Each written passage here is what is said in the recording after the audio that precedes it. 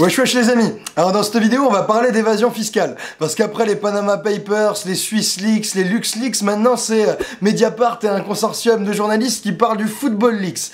Et à cette occasion là on a fait une vidéo, nous on s'en causait sur Ronaldo et ses millions qui planquaient aux îles Vierges et je sais pas où. Et dans les commentaires de cette vidéo on s'est rendu compte qu'il y avait certaines personnes qui étaient très peu choquées par l'évasion fiscale. Et du coup on s'est dit qu'on n'avait peut-être pas été assez clair et on avait envie de revenir sur le problème de l'évasion fiscale de la manière la plus claire possible. Alors l'évasion fiscale, c'est quand quelqu'un gagne de l'argent dans un pays mais le planque à l'étranger pour éviter de payer les impôts qu'il doit. Alors c'est une pratique qui est le fait que des très très riches parce que si t'as pas beaucoup d'argent, ça vaut pas le coup de faire tout le micmac. Alors il y a un rapport parlementaire de 2013 qui estime que en gros, chaque année, l'État français perd 60 milliards d'euros de recettes fiscales parce qu'elles sont planquées à l'étranger. Alors 60 milliards d'euros, ça fait un peu abstrait mais ça correspond à l'impôt sur le revenu, au budget de l'éducation nationale. Et une autre manière de voir ça, c'est de se dire que soit ces 60 milliards d'euros qui sont planqués à l'étranger, c'est à d'autres gens de les payer. Donc il y a d'autres gens qui payent 60 milliards d'euros d'impôts à la place de ceux qui les planquent. 60 milliards à payer en plus par d'autres, c'est encore un peu abstrait. Donc pour mieux se représenter ça et le rendre concret, on s'est demandé combien ça faisait d'impôts supplémentaires par personne. Alors il y a 60 milliards d'euros qui manquent par an. Si on les divise par les 36,7 millions de contribuables, ça fait 1635 euros par an.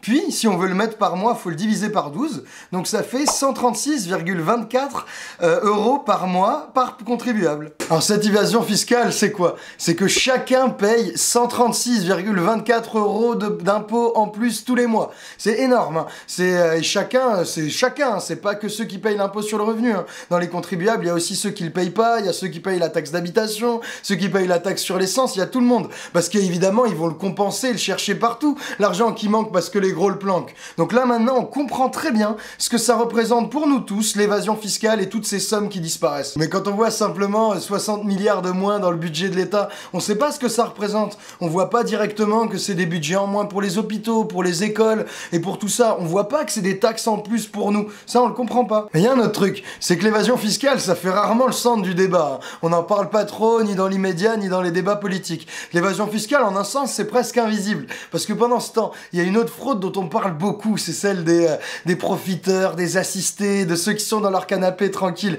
Ça, on en parle tout le temps. Alors si on prend la fraude au RSA, là, c'est le branleur dans son canapé qui touche la thune sans rien faire et qui a pas droit. Cette fraude, c'est maximum 100 millions d'euros. Donc avec le même calcul, ça nous donne 0,23. Ça veut dire 23 centimes d'euros par mois. Wouhou! Donc ça, si on compare aux 136,24, ça nous fait que ce qu'il y a après la virgule. Donc c'est pas grand chose en comparaison. Bon, si on compte large les fraudes liées à l'assistanat, c'est-à-dire maladie, retraite et alloc familial, il y a un rapport de la Cour des comptes de 2010 qui évalue tout ça à 3 milliards d'euros par an. Alors avec le même calcul, qu'est-ce que ça fait 3 milliards d'euros par an? Ça fait 6,81 euros.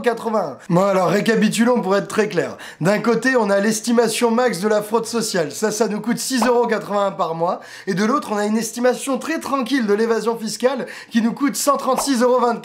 Donc si vous voulez être au clair, vous voyez ce qui vous coûte le plus. Alors bien sûr, on dit pas ça pour excuser la fraude sociale, évidemment que tricher c'est pas cool. Non, on met ces deux chiffres en tête pour simplement qu'on se rende bien compte quel est le premier problème des Français et qu'est-ce qui ne l'est pas. Parce que l'évasion fiscale dont on parle là, c'est que celle qui est illégale. Hein. On parle pas de l'évasion fiscale légale de toutes les grandes entreprises, ou en tout cas de beaucoup, qui s'arrangent pour passer par plusieurs pays pour que leur activité en France soit moins taxée. Par exemple, Apple, Google, Amazon, elles payent parfois moins de 1% d'impôts en France alors qu'elles font plein de boulot ici. Et pendant ce temps, il y a plein de petites boîtes qui se font étrangler par la crise, les charges et tout ça. Donc imaginez là, avec ce qu'on dit sur l'évasion fiscale, toute la thune qu'on peut ramener. C'est colossal. Et quand on pense à ce que disent les grands partis, les partis de gouvernement, c'est eux qui sont là depuis 30 ou 40 ans. Hein. Donc c'est eux qui ont créé ce système et qui en ont profité. Il y a plein de membres de tous les gros partis importants qui ont des comptes à l'étranger et qui se sont mis bien grâce à ce système d'évasion fiscale. Et qu'est-ce que disent le parti anti-système là? Que disent les Le Pen? Depuis quelques semaines, le gouvernement a décidé d'envoyer le feu divin sur les évadés fiscaux en légalisant les écoutes téléphoniques, les infiltrations et les sources illicites. Alors, prenant acte de votre détermination, j'aimerais attirer votre attention sur un autre type de fraude dont le gouvernement n'a pas l'air de se soucier. Je veux parler de la fraude sociale. Bon, l'évasion fiscale, ça a pas l'air d'être sa priorité. Elle préfère taper du doigt sur ceux qui touchent le RSA. Bah, plus sérieusement, ce qu'on comprend, c'est que si on s'attaquait vraiment à l'évasion fiscale, et il y a plein de moyens qui existent, hein, c'est juste une question de volonté politique, bah, on pourrait baisser les impôts de plein de catégories en difficulté, notamment les petits patrons et plein de gens dans la merde. Et puis surtout, ce qu'on pourrait faire, c'est augmenter les budgets de l'hôpital, de l'école et de la police qui en ont bien besoin.